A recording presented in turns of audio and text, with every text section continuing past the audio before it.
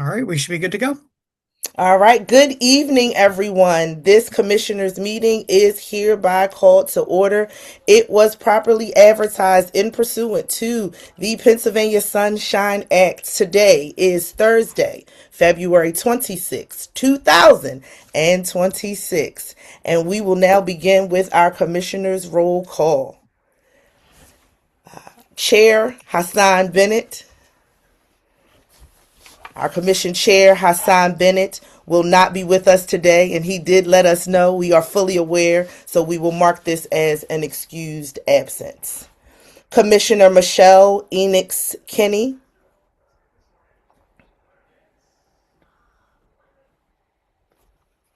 Commissioner Michelle Enix Kinney.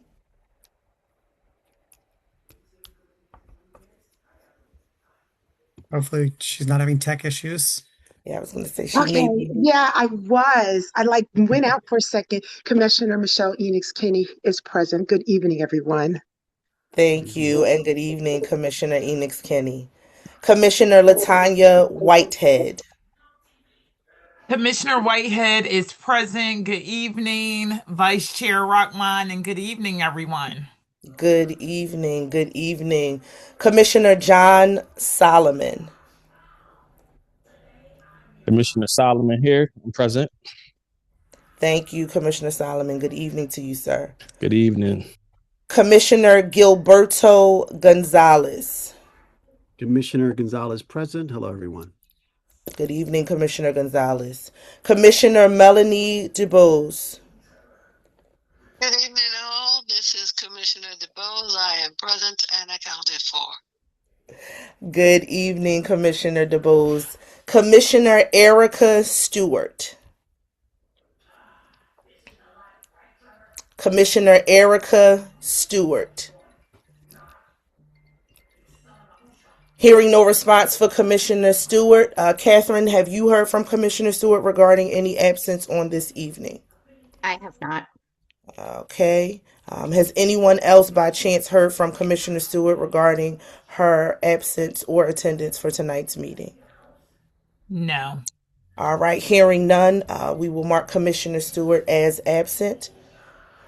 Moving forward, Commissioner Hakeem PA. Commissioner Hakeem PA. Has anyone heard from Commissioner PA regarding his attendance or absence from tonight's meeting? I have not. All right. Having no prior knowledge, we will mark Commissioner Hakeem PA as an unexcused absence as well. And last but not least, I am Commissioner Rockman, having the pleasure of serving as your vice chair and facilitator for tonight's meeting. And as you can see, I am here. All right. I will now turn. Oh, wait. Pause. We have to vote on our minutes. Don't move so fast.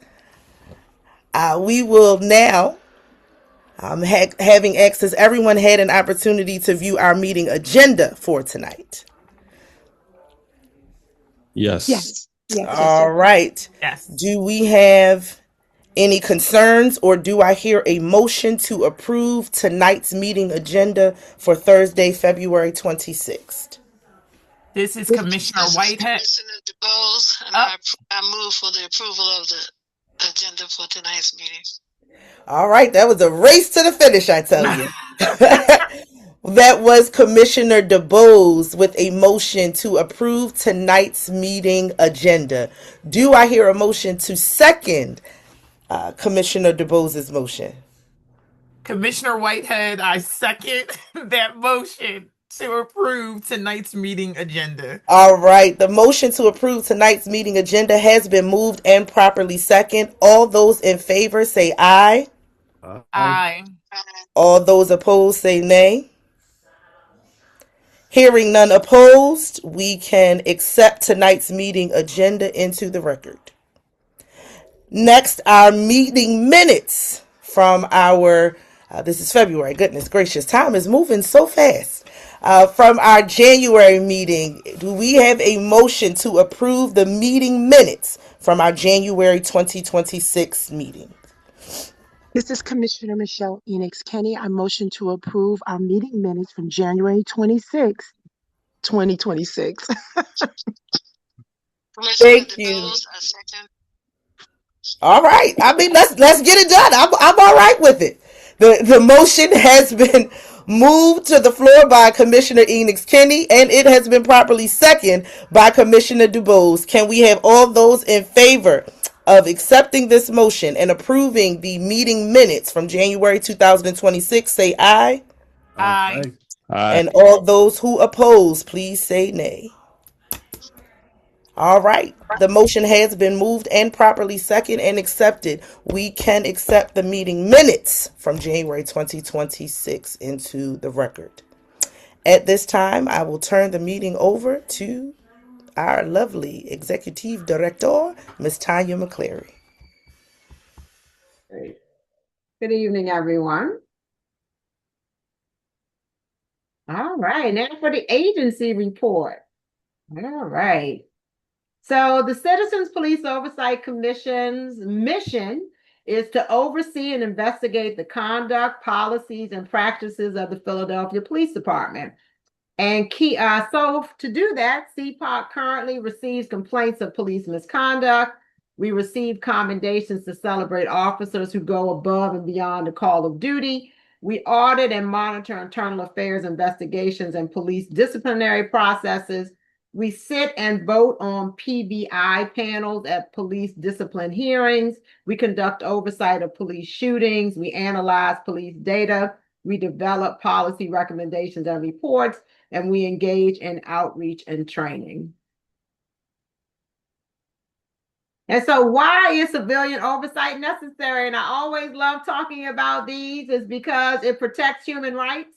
It promotes constitutional policing. It increases public confidence and trust in the police. It builds bridges between law enforcement and the public. It supports effective policing, and it ensures accountability and enhances risk management. And so one of the things that you're going to hear about in terms of, I want to talk a little bit about promoting constitutional policing and protecting human rights is that, you know, one of the things I'm really proud about is that I know a lot of us have been hearing a lot about ICE. And they're pretty much at this point, you know, just raid on just human life. And so even though CPOC's mission is particular to the Philadelphia Police Department, I'm just excited to say that our office, as well as some of our other brother and sister agencies across the country, have been trying to figure out how we can have a say in what is going on. And so what I'm excited about is that a lot of my brother and sister agencies, oversight agencies across the country that are working with local police departments have been really putting pressure on them to say, what are you doing, if anything, to assist ICE? And so that is one of the ways. So even though that's not our jurisdiction, when we talk to the Philadelphia Police Department, et cetera, and we want to find out how or if they are assisting in raids, et cetera, that's how we protect human rights and we promote constitutional policing. And so sometimes it's about asking the tough questions. And so that's an example that I want to give in terms of, and we've asked our police department how have they not assisted ICE? And so that is one of the ways that even in things that aren't particular to our jurisdiction, if there's any sense that a local police department might be assisting, CPOC sees its role as helping to ask some of those questions and to raise some of those issues. And so that is some of the ways that we help promote human rights and promote constitutional policing. So before we can go to our next slide, but before we start the complaint summary, one of the other ways is to engage you all, the community, as well as our commission in dialogue. And so starting next month, I'm going to ask our Deputy Executive Director, we are starting something called the Deputy's Desk. And so we, as you all know, we meet twice a month, the second and fourth Thursday. And so our deputy will be picking one of those months and engaging. And so Deputy Osayande, if you can let people know about the Deputy's Desk and give them a preview of what that topic will be for the month of March. Thank you so much, Director McCleary. Yes, the deputy's desk is an idea that we came up with to provide for the commissioners in particular and the public more generally an opportunity to engage in issues that are relevant to the work of police oversight, but don't necessarily always show up in our agency reports. And so this coming March, we're going to be looking at the Philadelphia Police Department has what they're calling a diversion policy.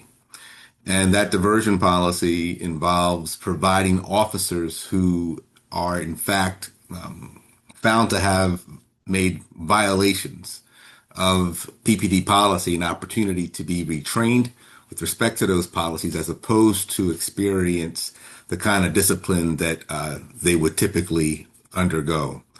And so our team in our analysis division has been working with the internal affairs division of the PPD, and we're going to have an opportunity to bring some of this learning forward and to share with you both the things that we think are really positive about this as well as some of our concerns. So that's something you can look forward to, but going forward, the deputy's desk as a concept is meant to provide an opportunity for commissioners in particular and the general public more broadly to have some critical conversation around issues that are germane and relevant to the work of police oversight.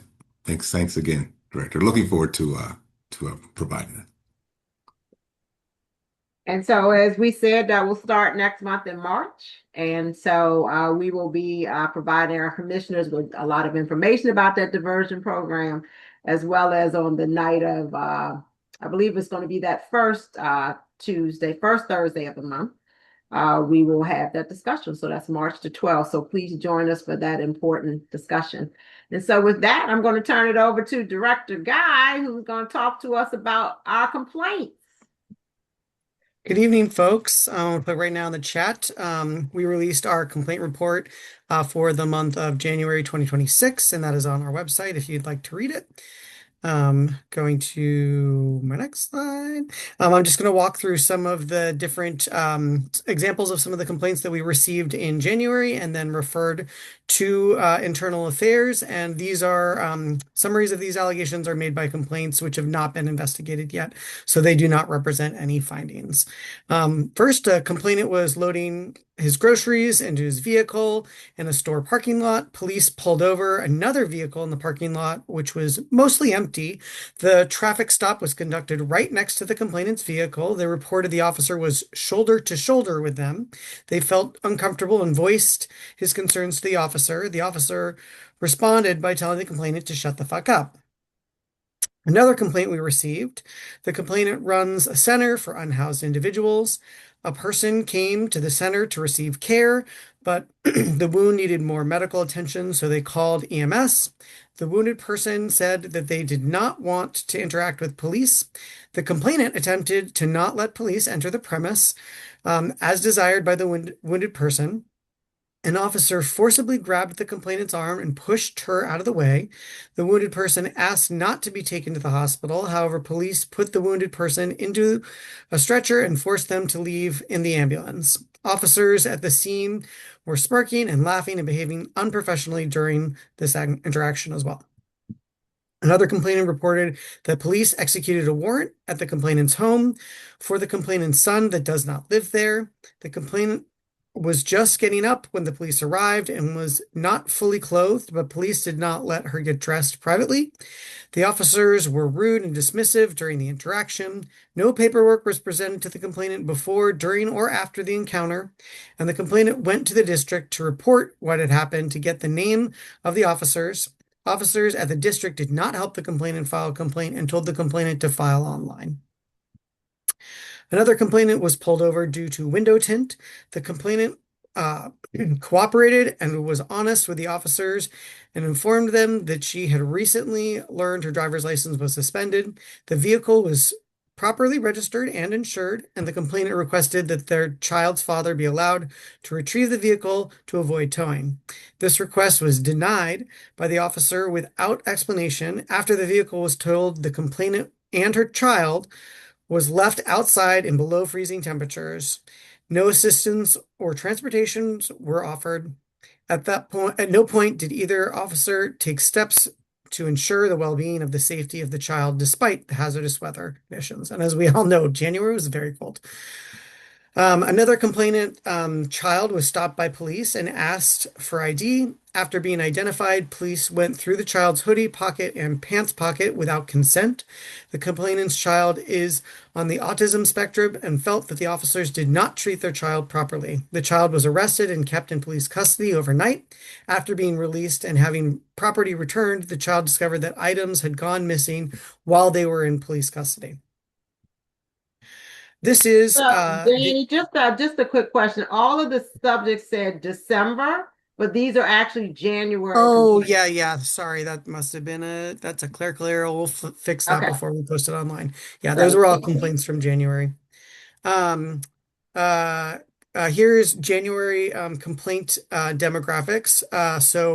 We just have the 1 month, so I won't have a year to date since they'll be exactly the same. But we referred 23 complaints in the month of January to Internal Affairs, and this is the breakdown of race and ethnicity of those complaints, and they match the year to date for the month of January clearly. On this next slide, this is gender, and similarly, since we've only reported on 1 month, this is the breakdown of January as well as year to date. And these are the gender demographics of the individuals who filed complaints with CPOC and were referred to Internal Affairs. On this next slide, we have a bar graph of the different types of allegations that the complainants alleged from these 23 complaints. And as always, we like to remind that one complaint can have multiple allegations. And so this is just the breakdown. You'll see departmental violations is currently our number one with lack of service. That's pretty consistent with what we have seen in past years. On this next slide, that breaks down departmental violations. We always like to break that down since that's sort of a nebulous idea and concept. And so that can include improper stops and detentions, abuse of authority, PPD directive violations, improper search and seizure, similar to some of the complaints that I was talking and listing out earlier. And then on the next slide, we have our zip code breakdown. So these are the zip codes where each incident happened in the month of January from the complaints that we received. And then on this next slide, that breaks it down by police district. So this is every single district where there was a complaint that we received in the month of January. I believe that's the last of my, oh no, actually, I have some new slides to show. This is our complaints that we've received since 2023. We'll actually be reporting on this in our annual report, but I wanted to just give a preview. It shows sort of the steady increase that we've seen month to month of complaints received by CPOC and then referred to Internal Affairs. There's a big steady increase from what we've seen. And then on this next slide, this is a breakdown for each month to sort of show where we're at and where we're sort of consistent. And so you'll see there's a dot for 2026 since we only have 1 point of data for the month of January. That is there and is higher than what we've seen in past years. You can sort of see the fluctuation of every year where we've sort of been consistent for higher periods of time versus not. And then there's also, you'll see the 2025 is much higher. It looks like the graph might be a little cut off, so I'll have to fix that. I apologize. But we will continue to report on this month to month moving forward. So you'll see where we are at in comparison with previous years, since we now have 3 years worth of data and going into our 4th year of collection. And yeah, that's it from my slides. Are there any questions from commissioners?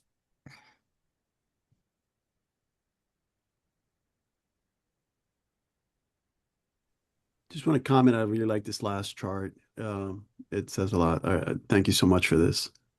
Yeah, I'll shout out Miguel and Allison who helped create that from our data division. I was thinking about the fact that we now have a lot more data, and so we can sort of look at it and see and compare. I mean, we know from that past slide that our complaints have gone up, but I was sort of curious to see, like, are there certain months where we get more complaints versus not, like certain periods of time, and how does it compare? And so our hope is to keep reporting this data and see how the chart sort of compares to past years and where we see the amount of complaints.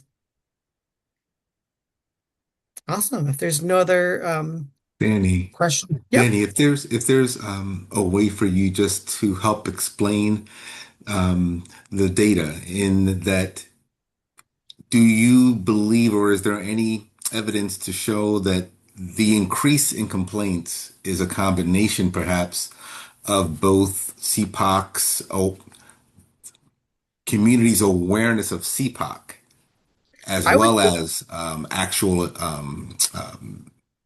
engagement with the police that has led to the allegations that we're having? I would say anecdotally, I don't want to report. I'd probably throw that back to Miguel to look at. I think one piece of data that he and I have talked about that we're really interested to look at is in our complaint form, we ask how people have heard about us. And so I think starting to look at that and see where people are learning about us might help us determine sort of how people are finding us. I do think anecdotally we're just more known. I mean, you can see just from this graph, I know it's a little cut off on the bottom, but each year it's consistently getting more and more. And I think that is by and large part to the outreach division going out into the community, doing events, partnering, and just getting our name out there, especially. And I think work from the commissioners as well as helping direct people. I know we get complaints where commissioners help refer folks to us, as well as just people knowing that we exist. I think you can sort of see that through this data, that over time we're getting more and more complaints every single year. And so I think that's important to recognize that I believe that is by and large to just people understanding that we exist, that this is a service that we provide, and that we can help with that. And I think that's something that we're sort of interested to be able to really point data towards. But I think anecdotally, we can definitely say this is the truth just based on what we can see and how our complaint intake has grown. Thank you. Awesome. If there's no other questions, I will turn it over to Janine.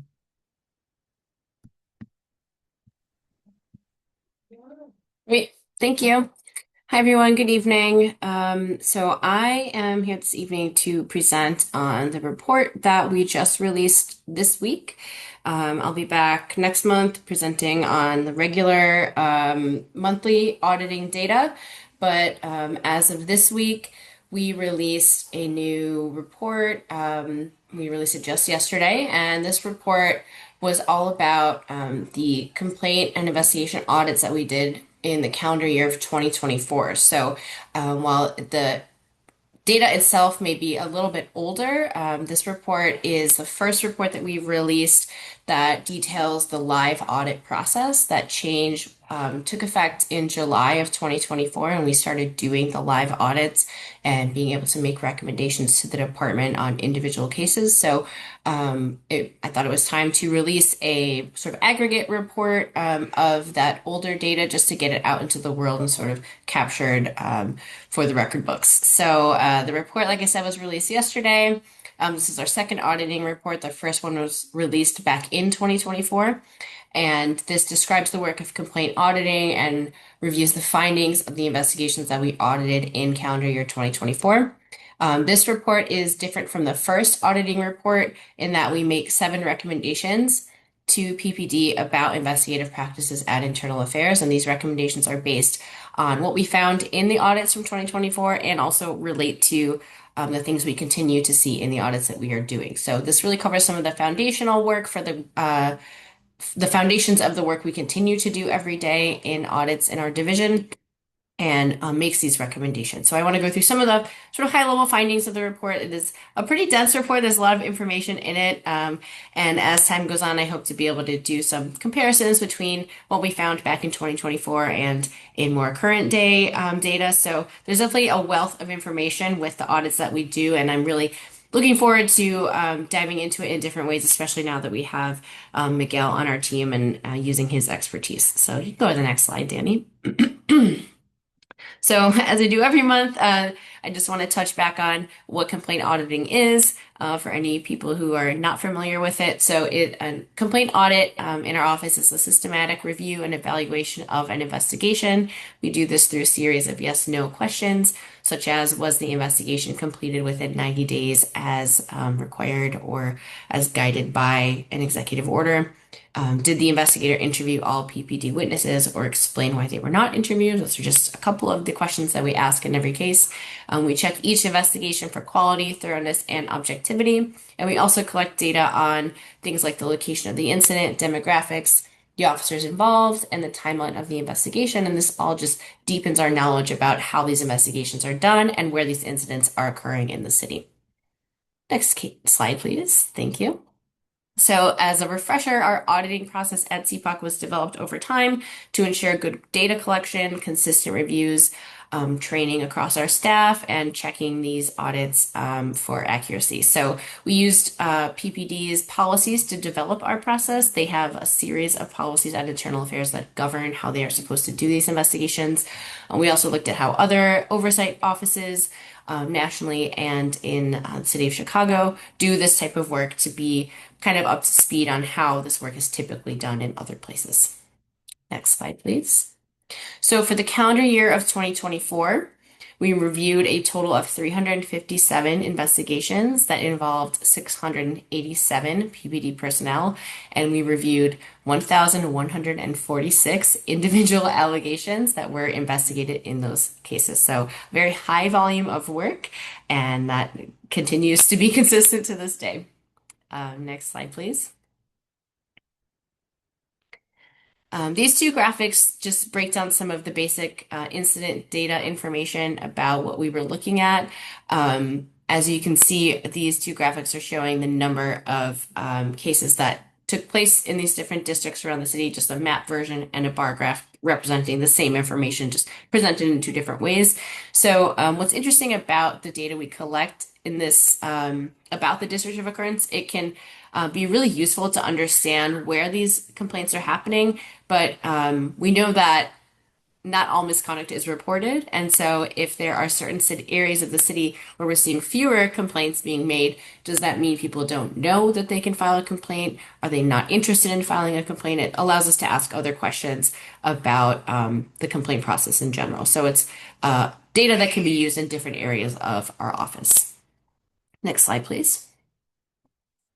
So as I mentioned earlier, this report covers the period of time in which live audits began as a new process for our office. So this chart is breaking down the cases that we reviewed in 2024. About a third of the cases that we reviewed in 2024 ended up being through this live audit process. And the other 2/3 of the case were older internal affairs investigations that had already gone through the entire investigative and discipline process. So we were really reviewing them to understand the cases and assess them, but weren't able to really impact the outcomes of those. So as we know today, 100% of the cases we review are reviewed in this live audit process and allows us to be more involved in the investigations themselves. So, of course, as we know, with the live audits, making recommendations is a big piece of the work. And I included some data in the report to show what is happening with the recommendations we made. So of those cases we reviewed in 2024 that were live audits, we made a total of 238 individual recommendations about those investigations. And roughly half of those were either fully or partially accepted and incorporated into the case. So that means that about half of the recommendations we made were not accepted and that the department disagreed with those recommendations in one way or the other. The most common recommendation we made was to add missing allegations or violations to the investigation so that all of the allegations made and all of the infractions present were actually represented. Recommendations that we make generally aim to increase consistency across all investigations and make outcomes of these investigations a little more predictable and consistent over time. So next slide, please. And just to highlight that when we did send these recommendations over to Internal Affairs, the investigators did always prepare a written response to our recommendations and state why they were accepting or maybe disagreeing with our recommendation. So, of course, sometimes we are going to disagree about some of these things, and sometimes the investigators would provide an explanation to us, but that we could, understand and would make sense to us, but they wouldn't ultimately update the report of investigation. And so that left us feeling like maybe they didn't actually accept our recommendation, but we did see the point that they were making in in their explanation. So there's a little bit still to be figured out about this process, about how we make recommendations, how we track this data. But this is kind of the preliminary version of it as we're learning through this process of live audits. So next slide, please. So just some sort of high level points to make about the recommendations we make. Of course, we're trying to increase consistency, and we believe that benefits all parties. So an example of that would be if a complainant makes a complaint and they say, I was stopped and the officers searched my car. If the investigation shows that only one officer present actually was responsible for this action, we would make a recommendation that that allegation should be listed only against the officer who was responsible for it.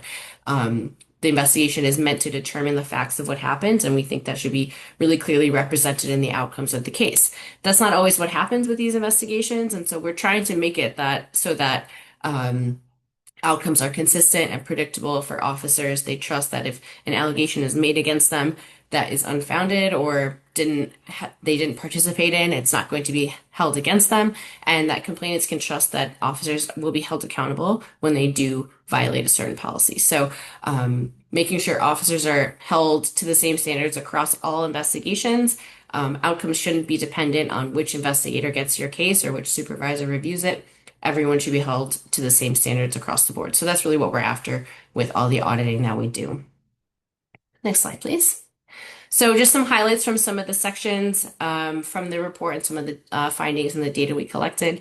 With regard to timeliness of the investigations, 67% of the older cases in the sample and about 80% of the newer cases in the live audits were completed within 90 business days. That's pretty consistent with what we see to this day in 2025 and into 2026. Investigations can be prolonged for various reasons, such as officers being unavailable for interviews, evidence collection taking a while, things like that. So we are always looking at what's happening with these investigations, why they are taking so long when they do take a long time.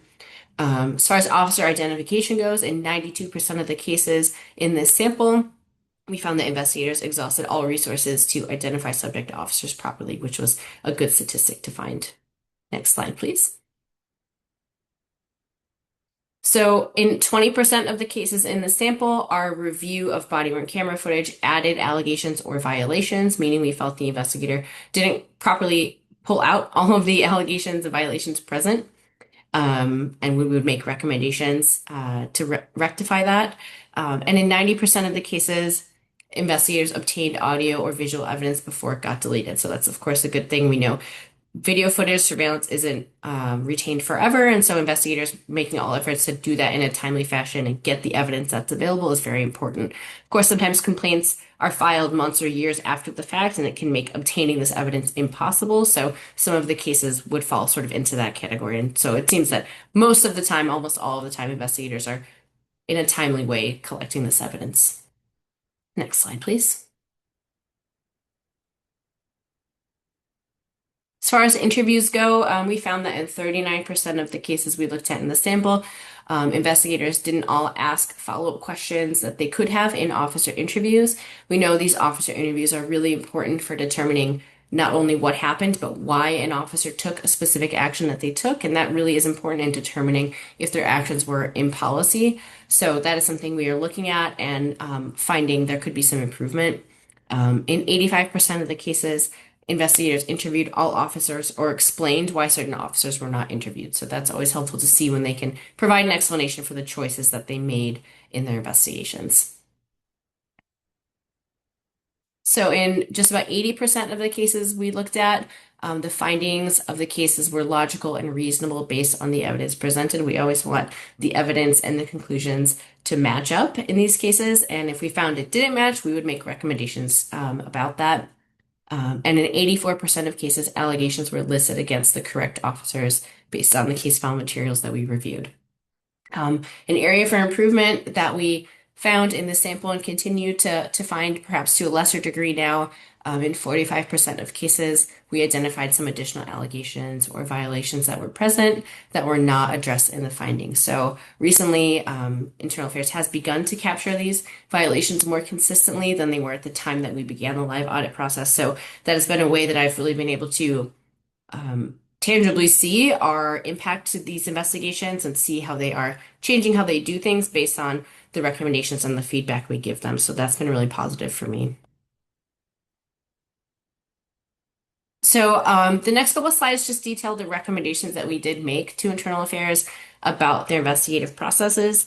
So I just want to walk through them and clarify sort of what we're after, what we're hoping that they can change about how they do things to improve some of the metrics that we look at in these investigations. So the first one was that Internal Affairs should develop a policy related to minimum contact attempts to civilian complainants, victims, and witnesses to ensure consistency.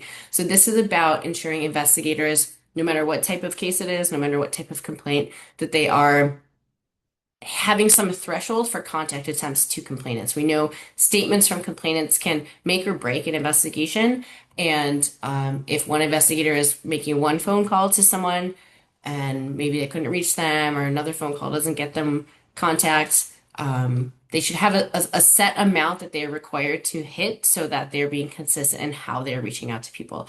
So that a complainant's non-cooperation with investigation shouldn't be for lack of trying on the investigator's part. It should be because the person really just doesn't want to participate in the process.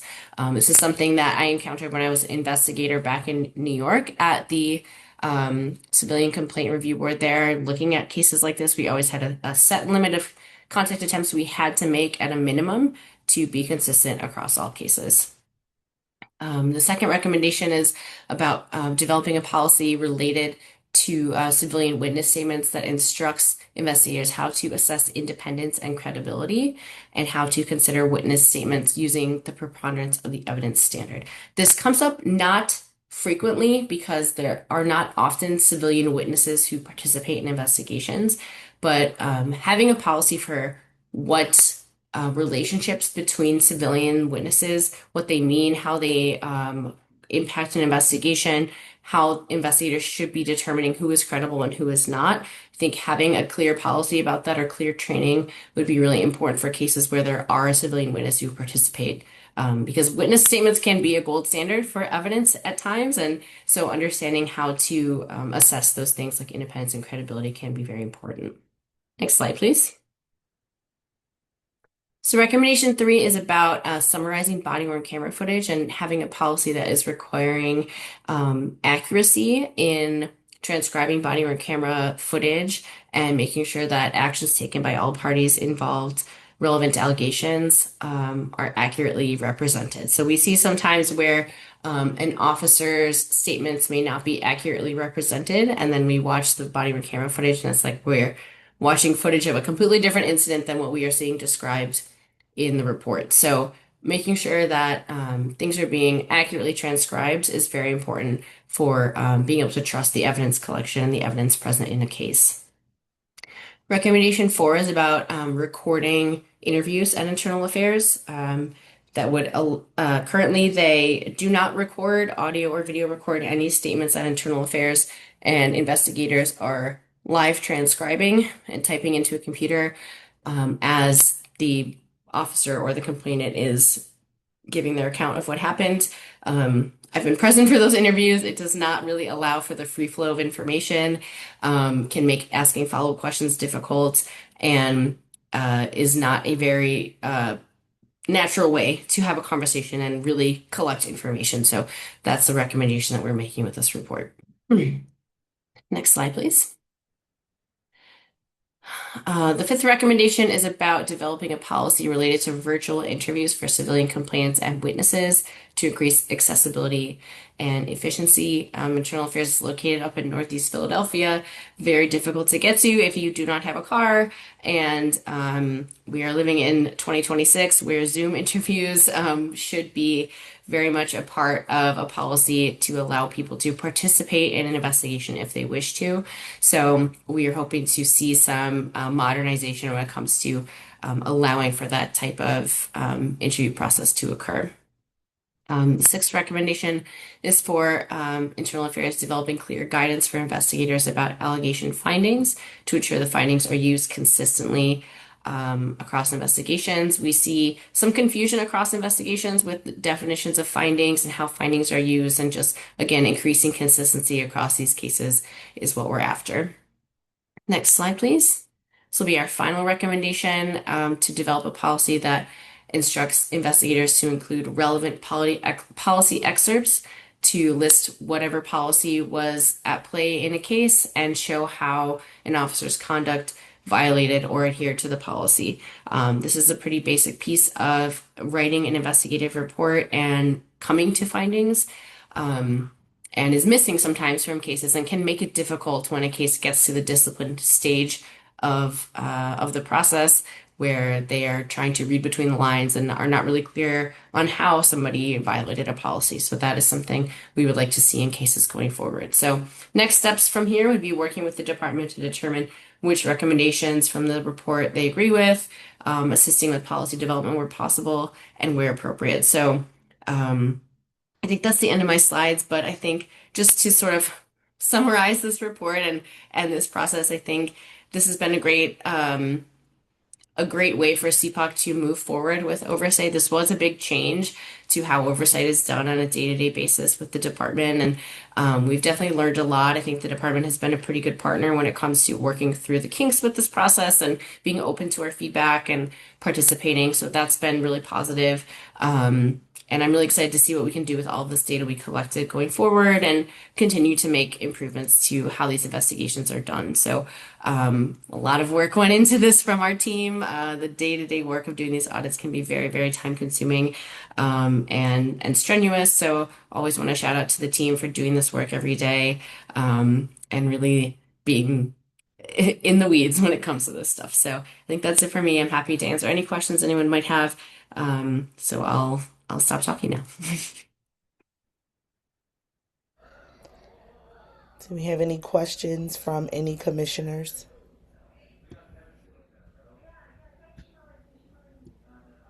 All right. Commissioner Whitehead, was that a question? No, I was you know what? Job well done. Job well done, Janine, Danny. As always, you show up and really show out and make it really clear the good work and the hard work you guys continue to do in the city of Philadelphia. So we truly appreciate it. I mean, if it's, weren't for you guys, it wouldn't be us. You doing a lot of work behind the scenes. So thank you so much, Janine. You're very, very thorough, easy to understand, very clear. I love it. I love it. It just excellent. Thank you so much. Thank you. Council Twig, I see your hand. That's right. Well, I echo Commissioner Whitehead, but I also, Commissioner DeBose had a comment she wanted to make. Go ahead, Commissioner. Yes, this comment or question is for Janine. Thank you for your information. I believe I understood you to say that all of that was a report on 2024. Is that correct? Yes, that's correct. 2024. So I know that we have collected data for 2025. How long can we expect to receive the compiled summary of data for last year? Yeah, that's a good question. At this point, we're still waiting to get all of the responses from PPD from 2025. So we were making recommendations to them up to the end of December. And so, waiting to get all of the responses and collect that piece of the data. But I'm also just thinking about, like, do I need to wait for all of that in order to publish data about 2025? So I think that's a question that I have now that this one is done. I think thinking through what makes sense going forward for how to push this data out in a more timely way to keep it relevant and keep it impactful. Thinking about if it's doing it on a more regular basis or, I've been asking a lot of questions and around the office and kind of getting some advice on what to do. So I think it's a kind of an open question of what the next version of this will look like. But the short answer is I'm still waiting for responses from the department. And, when we have that complete batch, then, I'll maybe have a better sense of that. Thank you. Wonderful. Thank you, everyone, for your comments. Janine, I will say on behalf of myself and our chair, who is not with us on tonight, to you and your team, well done.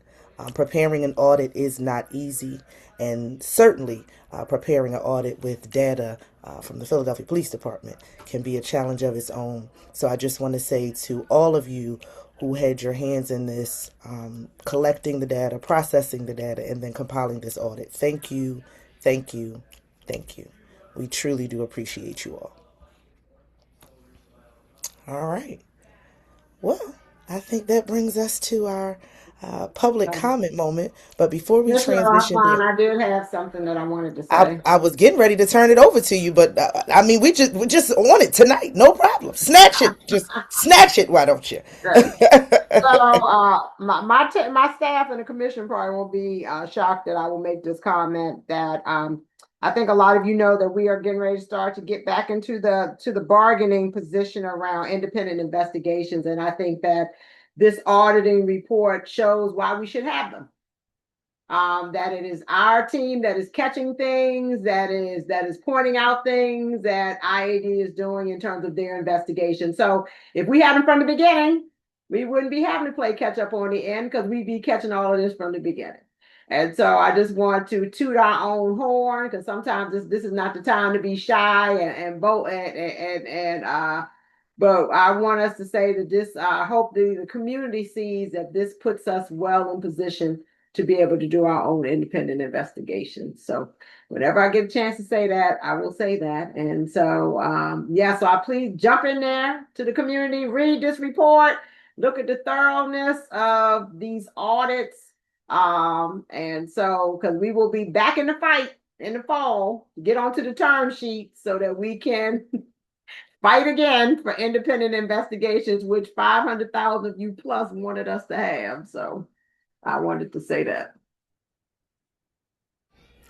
Thank you very much, Executive Director McCleary, for your continued advocacy. We greatly appreciate it. Before we move into public comment, I just wanted to publicly thank our executive director and our deputy director, as well as Commissioner Solomon and our chair, Hassan Bennett, for their participation in our panel discussion today for the 27th Annual Law and Society Week at the Community College of Philadelphia. I also want to thank the staff for showing up and supporting because you all did not have to do that. So I want to thank the CPOC staff who came through and showed up for us today. Our council, Danny came through, Jody, and Mike. Mike was there. He stepped in for you, Janine. He was hanging in there. But I do truly appreciate each and every one of you. I appreciate your insights. I appreciate your presence and being able to show our students that there is a way to fight the good fight, and it does not have to be in uniform. It does not have to be in the nature of oppression, and it can be liberating to show up and share your voice. So just want to publicly thank each of you for your participation in today's discussion, and we look forward to having you all back so that we can continue this discussion sooner than later. And now we can proceed to public comment. If that is okay with you, Executive Director McCleary, is it all right? All right, all right. All righty. At this time, we are going to begin our community comment colloquy. At this time, we welcome public comments and feedback.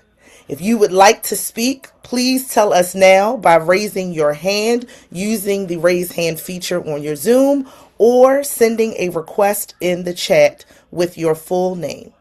You may also submit your written public comment through the chat, which will be read aloud. Each commenter will be unmuted and given 3 minutes to speak. We ask that you would please state your name and address your comments to me, the Vice Chair. Please refrain from any offensive language, threats, or harassment, or you will be removed from the meeting.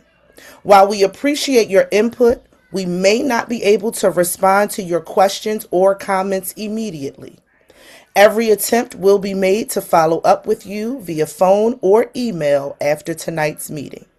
You can also feel free to contact us by email at CPOC, that is CPOC, @phila.gov, or you can call by phone at 215 685 0891. Again, that email is CPOC at phila.gov, PHILA, or you can call by phone at 215 685 0891.